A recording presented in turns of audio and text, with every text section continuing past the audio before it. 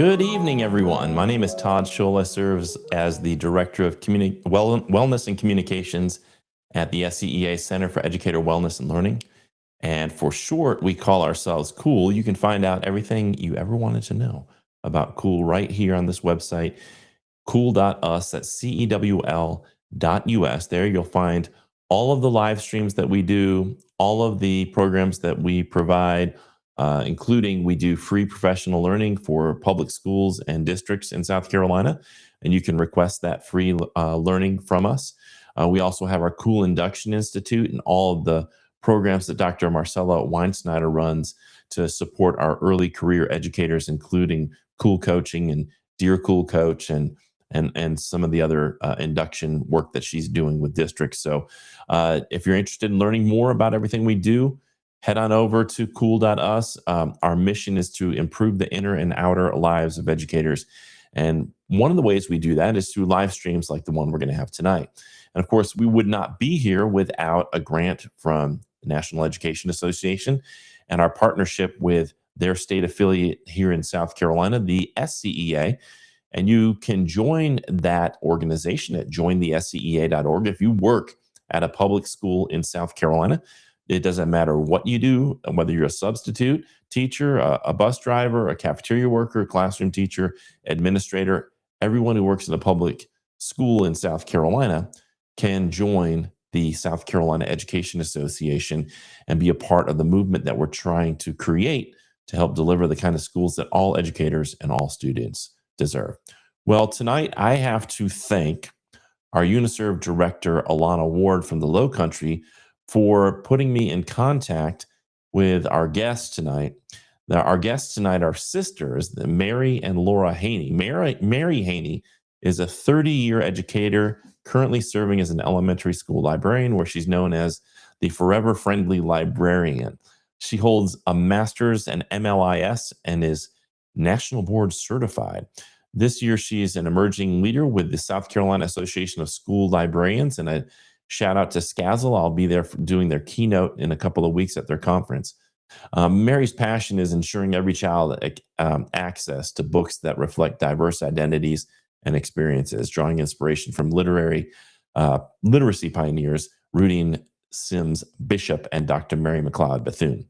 Her sister Laura is a retired educator from Summerville, South Carolina, with over 33 years in the classroom teaching 4th and 5th grade visual arts and serving as a curriculum resource teacher.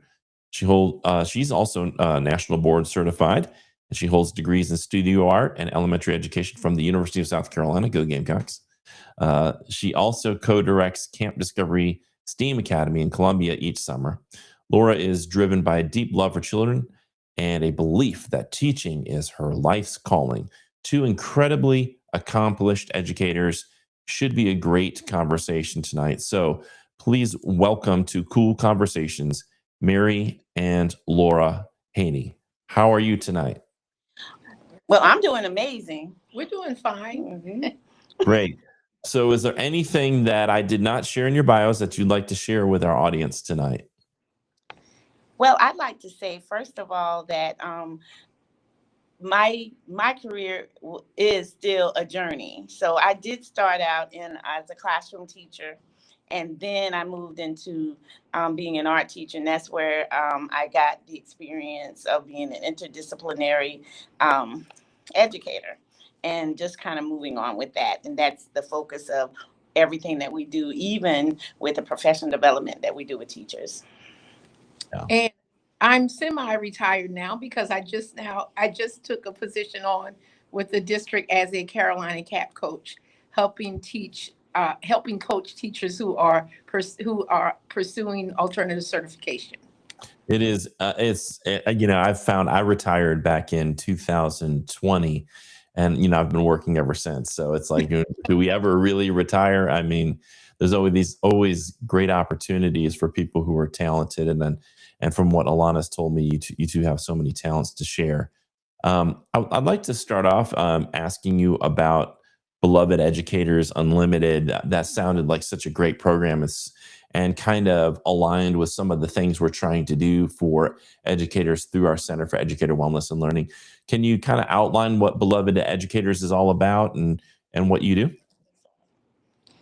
Okay, well, we'll start with the just the whole idea of it. The whole idea of it actually stemmed from a book that we ran across, and it was the stories of wonderful educators. And in fact, the title of the book is Beloved Educators, and it is the story of African American educators who made a difference in the lives of children. And as we read that, we Mary mainly spearheaded the idea, and we thought about it, and then we thought about what is an educator. Is an educator just the person that stands in that classroom, or are educators all around our children? And so then we stem to the fact that the African proverb says it takes a whole village to raise a child.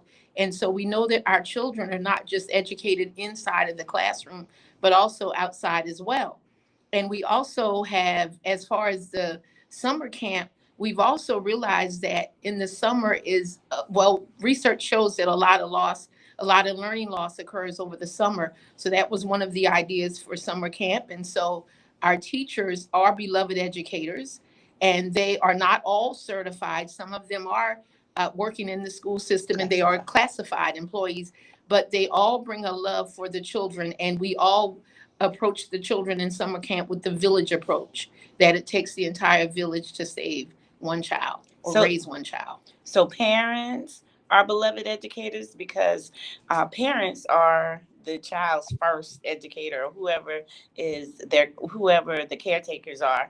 And so, of course, we start with families.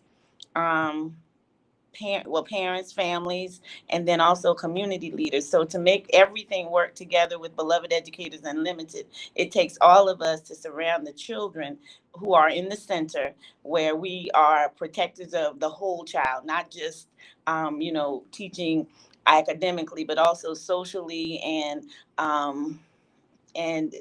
just, I don't want to say spiritually to a certain extent, but it is, because that's what we do. We just take care of the whole child wherever where we find them.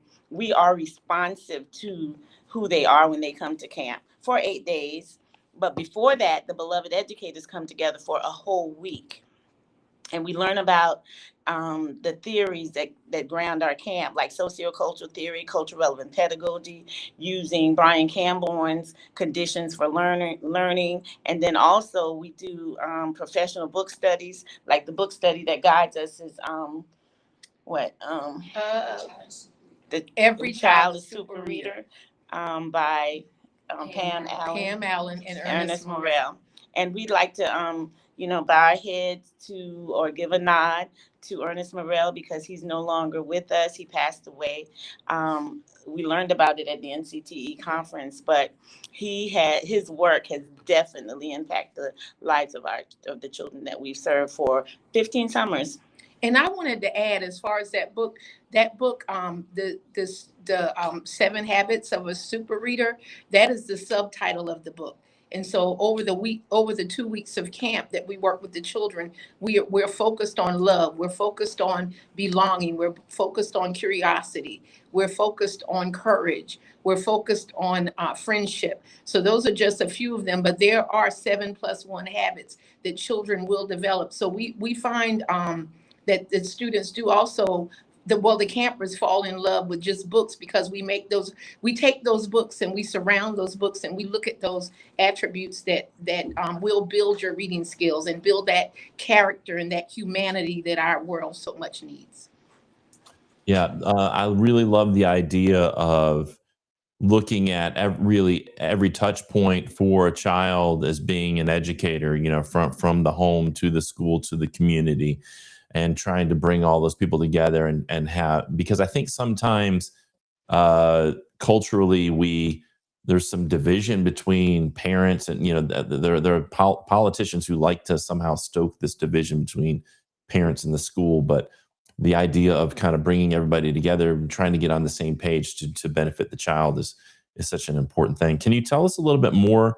When I read about this program, I was reading about some of the sort of the emphasis of what you do, which includes like restorative practices and and some other, like, you talk about how it's a rigorous professional environment. Can there's a lot of conceptions around what professional learning is like, and it sounds to me like you kind of have a little bit of a different approach, a fresh approach around how we should be working with educators in terms of developing them professionally. How does your program differ, and what are some of the key components of it that people experience when they go through it?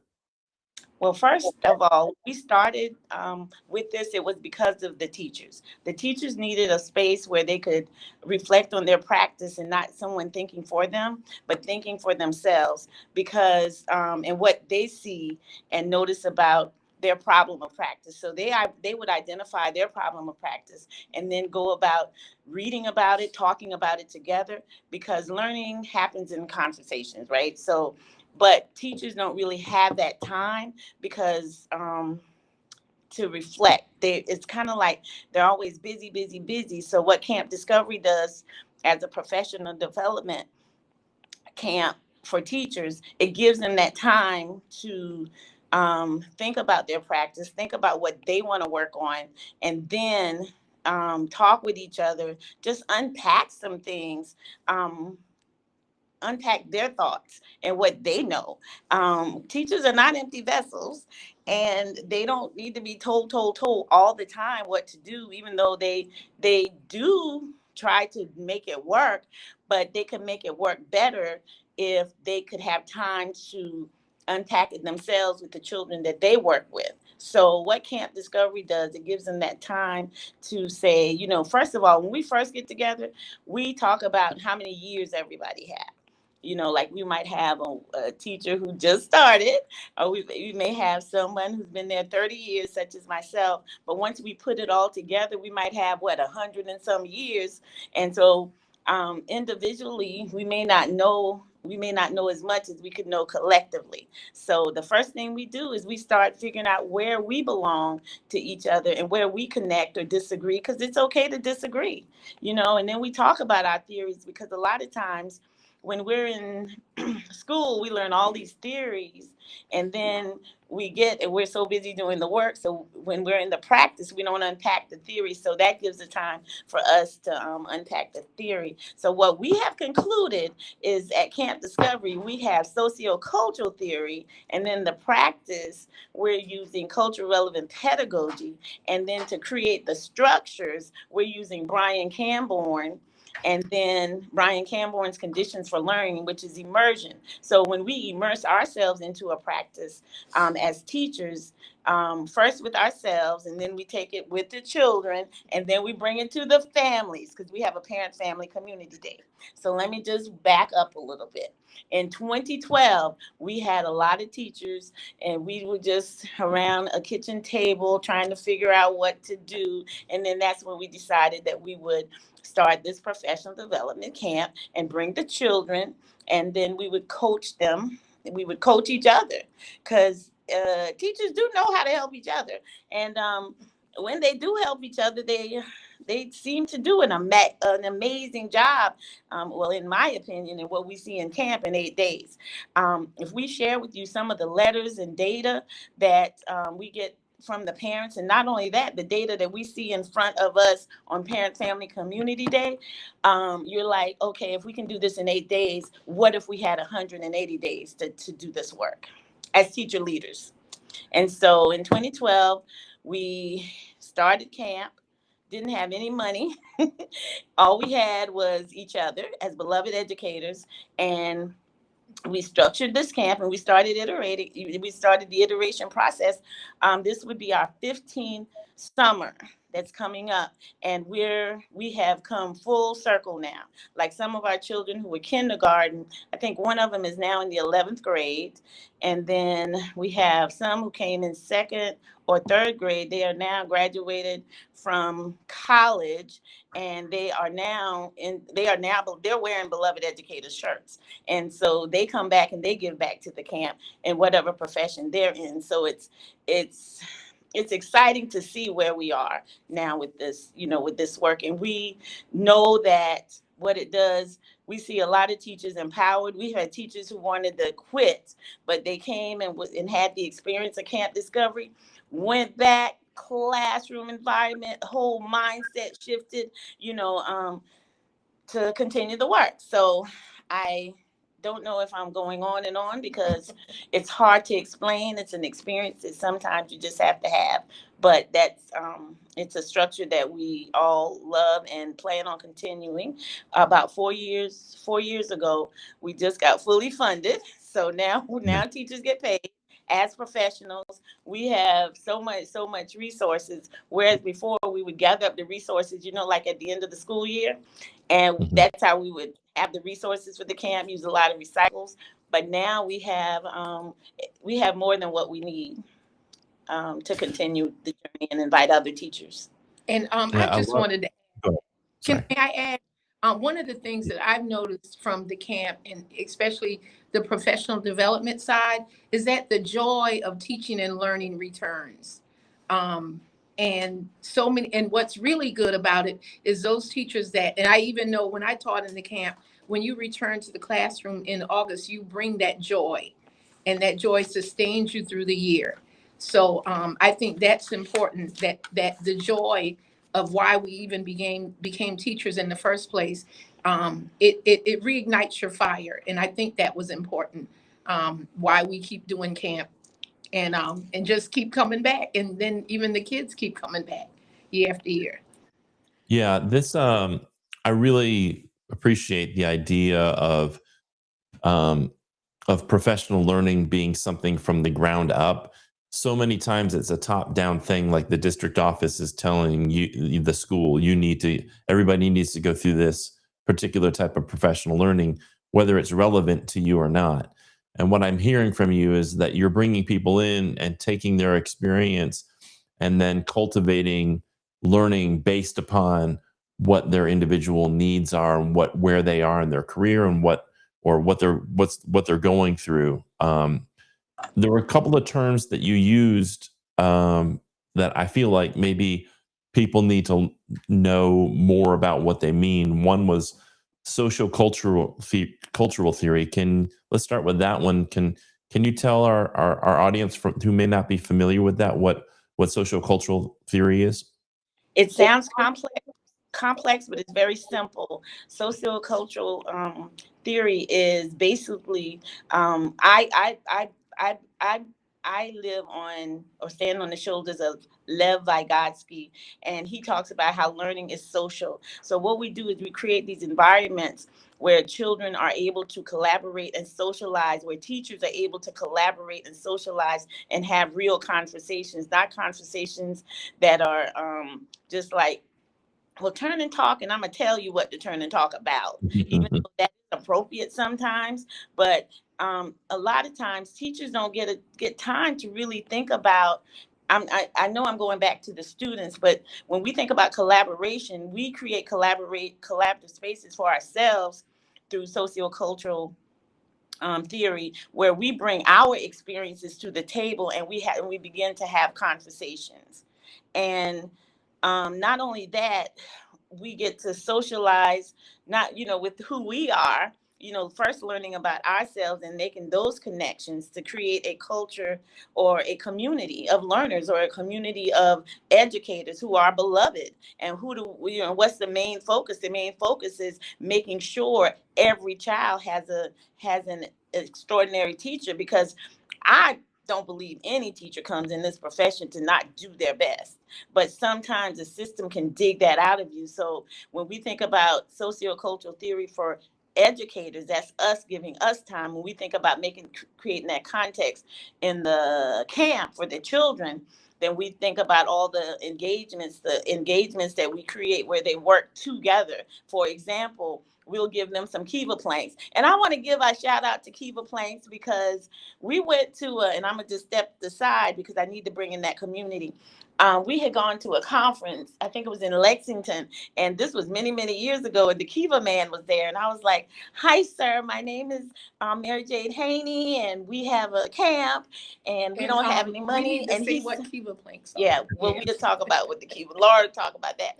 But the Kiva planks, I mean, it just brought so much so much excitement to camp. Well, he gave them to me. I mean, he didn't give them to me, but he sent them, and he told me to pay him when he could, when we could. So what we did is we kind of gathered up our funds, and we paid a little bit at a time, until we finally paid those off.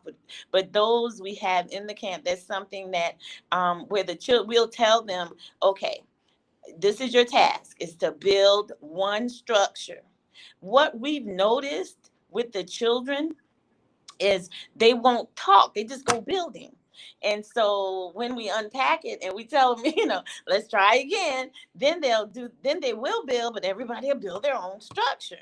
So then we unpack it again, and then we start doing like these many lessons of what collaboration means. But y'all, by the end of the 8 days, the children can collaborate. Not only they're collaborating, they're excited, they have what you call courage, and they respectfully challenge each other. And so, I mean, that's just one, and I think I got off Yeah, the question. well, But that was the socio-cultural theory piece Did of you creating talk about the cultural environments. Now, You said socio-cultural. yeah. Did you bring in the cultural part? Yeah, socio-cultural theory, where we bring in the culture. So when you come to Camp Discovery, you get on a cruise ship.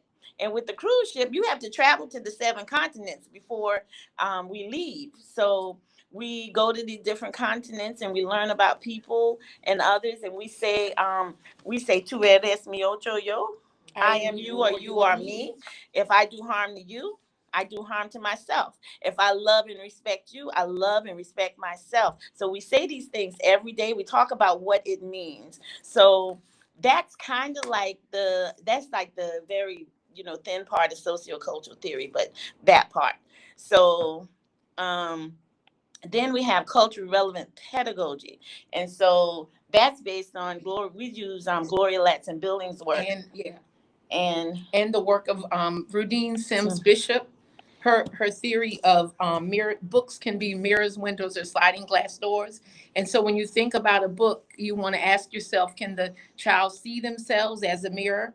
And then the other one is sliding mirrors. Windows. I'm sorry, I should have started with windows. No, mirrors, windows. So when you look in a mirror, you see yourself. When you look out of a window, you see someone else. But sometimes that window can become a reflection of yourself based on the way the sun is shining. And then the other one is sliding glass doors, where you actually step out of your world into someone else's. And when we choose our books that we use for camp, we not only focus on the 7 strengths of a super reader, but we also look to see, do those characters represent the children that's in the camp, and do those characters represent just humanity as a whole? Because we don't want our children just to think that, everybody in the world is going to look like them, Right. because we are a melting pot. And so we get an opportunity where children are actually learning from other learning about each other, and learning about cultures and things they've never even heard of. So that's the opportunity to bring back to bring in the cultural theory, that culturally responsive teaching is what I'm trying to say. Because to be culturally responsive, you're responding to the culture of the children in front of you. You're not just going to come and teach your culture or your dominant culture or whatever. We want children to see that the world is made up of many different people, and many different beliefs and cultures and traditions and languages and all of that. And just ways of being, Yeah. So one of the things I want to share, because what you don't know is we do have beloved educators in this room with us. And so one of the beloved educators just wrote, she's a middle school teacher.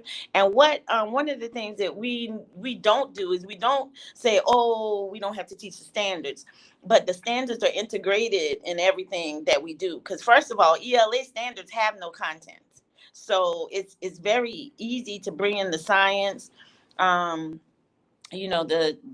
social studies with arts and humanities, and bringing all of this and integrate it. But it takes time, because when you're in the school system, a lot of it is linear. So trying to unpack that and helping everybody, all the beloved educators, kind of like, okay, we're not doing it that way. We're doing more integrated, interdisciplinary learning, and we're not doing the technology plugged right now. We're going to give the children a break from that. They're going to use technology, but it's unplugged. So we have these tinkering, talking, and technology unplugged bags for the kids, where we have scissors, because believe it or not, scissors, it is a piece of technology, but sometimes kids don't know where to put the thumb. And I'm not just talking about, I'm talking about our upper grades too, because we didn't talk about the structure of the camp. But the structure of the camp for the kids, we have kindergarten through fourth grade.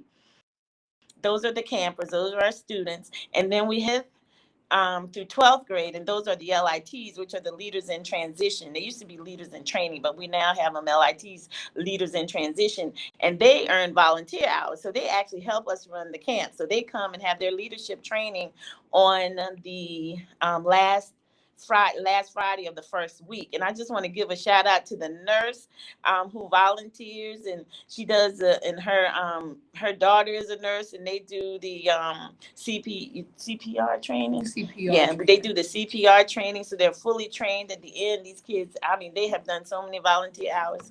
And I need to go ahead, and I want to share this right here about the standards. This is what one of our beloved educators just sent me. And she said, the professional learning includes spending time with standards and indicators. We plan rigorous learning experience that students get to do the work. Why? Because he who does the work does the learning. And the children are just busy bees, working intentionally, not just doing what we call a Potemkin village, just doing something, where it looks good. If you come in and you look deep, you can see the impact that's being made in the lives of these children for 8 days. And how can you see that? We have Parent Family Community Day, and during that day, the parents, family, and community members are invited at 12 o'clock. They come in. We have Alvaron barbecue. Barbecue. He comes in and he just fixes this family reunion. So we have like this reunion, and the parents come in. The children, we do exhibition walls. We don't do bulletin boards. We do exhibition walls, and the children stand by their exhibition walls, and they're doing what they call conferences, but they're telling you what they have learned. It's student led. Mm-hmm. Then we have our teachers, because teachers need to understand teaching is political. And you have to be able to talk, because I run into this when we're doing our professor development. I'm comfortable in front of children. I'm just not comfortable in front of adults. Well, that's a problem. If you're going to be a teacher leader, you've got to be able to stand up in front of anybody and be able to state your case, and be able to advocate not only for yourself, but sometimes for your students, and do it, in a professional manner, of course, and be able to back up and know your why, and the why of what we do. And sometimes teachers just don't get that opportunity. Say, well, they get that opportunity in Camp Discovery. They get up and they talk. Kids talk every day. We do a performance every day. And I just want to give a shout out to my school district, Richland County School District 1. They provide all the sound for us, whatever we need. It's just the collaboration and support of our school, and our forever principal who helped us start, Miss Satterwhite. She's no longer with us, but she is a beloved educator. But in 2012, she's the one who gave us this opportunity, and this is where we are. Fantastic. I might have said too much, but that was... No, it's great. It sounds amazing. If folks who are watching this and they haven't been a part of it yet, they haven't been connected with you yet, how can they find out more information about Beloved Educators Unlimited and Camp STEAM Discovery? Well, Beloved Educators 365, we have an Instagram page where we kind of like post things and post, like pictures of things that we do. We do have some news clip, but you can always contact me in Richland County School District 1. I have my contact information, Mary.Haney at richland1.org. Sometimes I would like to say this: Camp Discovery is an experience. So because it's an experience, I invite anybody, to come out to our Parent Family Community Day. The one for this year is going to be June 18th at Laurel Hill Elementary School, and it starts at 12 o'clock. It starts at 12 o'clock noon, Right. and it's over at 3:30. But you'll get a meal. You'll get to talk with the family. You'll get to talk with us, and we do have some news clips out there where we have been followed around, because we also have a flash mob performance, social justice flash mob performance, where we go around Columbia. I want to give a shout out to Capital Tours, which always gives us a bus to carry us around the Columbia area. We just have lots and lots of support. And when I want to say this, it doesn't take a whole lot of finances to do what you need to do if you're passionate and you have a group of people who are willing to go the distance for children, because and for themselves, because Camp Discovery STEAM Academy not only impacts the teachers, but it also impacts students, parents, families, and it makes a difference for all of us, because the nice thing about this opportunity of professional development, teachers get to carry those strategies back in the classroom very strong. So, and being able to see the impact and deciding on what you're going to take back and work on. So, that's all I'd like to say. And I want to say this: are we closing now? Not necessarily. I'm free to, keep going. Whatever you want to promote and talk about. Let's keep going. Well, I have to say there is so much. It's hard to say things about this, but I want to say that this year is going to be phenomenal. And the reason it's going to be phenomenal is because of our beloved educators. We're going to be launching Camp Discovery STEAM Academy Hilltop Players, and we're going to take Camp Discovery STEAM Academy Hilltop Players, and we're going to collaborate within communities, and we're going to be doing not only summer camp, but summer camp is going to actually be coming into the school year Tuesday, Wednesdays, and Thursdays, right after school, all the way up to 6 o'clock. And teachers are going to be that's going to be we're going to use it as a professional development hub. And the books that we're going to be bringing off the shelf are our Black scholars, African American scholars of our book study, and trying these strategies with some of the students that we serve. So that's going to bring in that's going to be another layer of the work that we'll be doing. And we are launching this, we're not launching, but we're going to be doing a presentation at the NCTE AR conference here in Columbia at the University of South Carolina, Pastides Alumni House, and it'll be 7:15 a.m. This Saturday. And we're gonna go do that. And So, the Hilltop Players would be it's going to be the drama, focusing on the drama component of just bringing that part out of the students, that part of the talent out of children, and integrating the standards, indicators in this interdisciplinary learning format, because when you separate the learning, it's a disconnect with the brain. It doesn't work. The brain doesn't work like it's supposed to, and so learning becomes like not joyful, but disjointed and just not happy. In my early years of teaching and learning, I did learn that when you learn something new, you have to connect it to something old that you already know, and so the learning sticks. And so that's one thing that we try to focus on too, like the indicators. How do they build on each other? How do they connect? How can we basically get the most bang for our buck when we're looking at instruction? And that's why we think that it's more impactful, because we only have our students for 2 weeks, and the learning that takes place in those 2 weeks is amazing. And we've even had parents to respond and say that the children learned so much in those 2 weeks as compared to what they learned in a whole school year. Wow, it sounds amazing. And Mary, is this the correct email address on the screen? Just want to make sure. Mary.Haney@richland1.org. That is correct. That's Yes. correct. Yes. And I did find an Instagram page. Is it Instagram.com/belovededucators365? That is it. Yes. That's it. Okay. So folks can either, if they're on Instagram, they can go to Instagram.com/belovededucators365, or they can email you directly at mary.haney@richland1.org. So Yes. what is there anything else that we missed that you wanted to cover tonight? I think that's all. I know we were kind of a little bit. Did we answer all of your questions that Yeah. you? I think Okay. so. I think so. I mean, I could pick your brains for a long, long time. When you're have a conversation with veteran educators like you, you've seen so much over the course of your careers, and I just want to say how much I appreciate what you're doing for your community and for these educators that you work with the students that you work with, parents, and all that. It sounds like a really wonderful program, and I hope that people will connect with you to learn more about it, because it sounds like something that could be replicated in other areas. Like there's a lot of need for this kind of thing over the summer, and I think it would be wonderful for people to attend and learn more about it.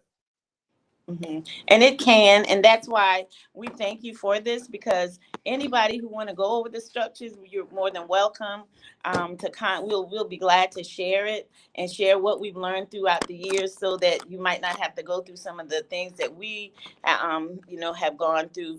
But I do want to leave you in memorializing Dr. Maya Angelou. Lying thinking last night, how to find my soul a home where water is not thirsty and bread loaf is not stone. I came up with one thing, and I don't believe I'm wrong, that nobody but nobody can make it out here alone. Now, if you listen closely, I'll tell you what I know. Storm clouds are gathering, the wind is gonna blow. The race of man is suffering, and I can hear the moan, 'cause nobody but nobody can make it out here alone. Alone, all alone, nobody but nobody can make it out here alone. And so I just want to before I leave, I just want to just say that we are better together, and we cannot just continue to work and do the work, whatever we're going to do for the children. Do it we can't do it alone. We have to be together. We have to work together and work collaboratively, as intentionally and with a focus, because every child deserves a great teacher. Because Dr. King spoke powerful words. Dr. King is the subject of the sentence, and what the predicate said he did. You can teach kids all kinds of ways, but you have to let them understand darkness cannot drive out darkness. Only light can do that. Hate cannot drive out hate. Only love can do that. And injustice anywhere is a threat to justice everywhere. And every child deserves a great teacher. And we wanted to thank you again for giving us this opportunity to speak with you concerning what we do. Yeah, amen. It was really wonderful, and I hope that folks will go to either their email and connect with you at mary.haney@richland.1, or if they're on Instagram, we'll go to instagram.com/belovededucators365. If you just go to Instagram and type in on a search "beloved educators," you're going to find this account, and then you can follow them and connect with them there. So thank you both for your time tonight. I appreciate Alana Ward for connecting us, and love what you're doing. I think it's so important, the work that you're doing, bridging gaps and really facilitating relevant and meaningful professional learning for educators, so that they can be heard instead of being just talked to, that they can be heard and they can kind of reignite the passion that they have for their profession, and go back into that school year with some joy.